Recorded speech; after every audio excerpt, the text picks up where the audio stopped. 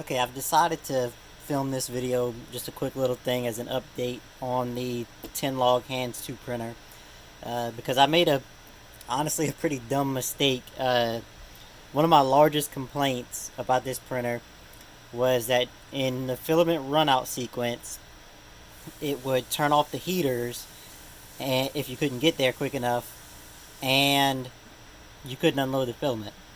Well, if you follow me on Instagram, you've already seen me do this, but I wanted to put this on YouTube just to, update on how you actually do this. And it's actually stupid simple, so I'm pretty mad at myself for making this mistake.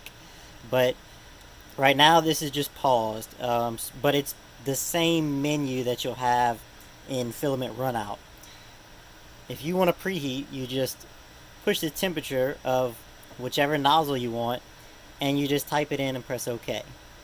So, if we wanted 200 on nozzle 2, you would just delete, 200, OK, and we're preheating the 200. We don't want 200 on that because that's the idle nozzle, so let's go back.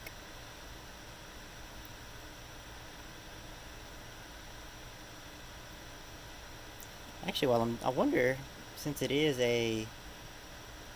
I wonder if you can actually do calculations in that.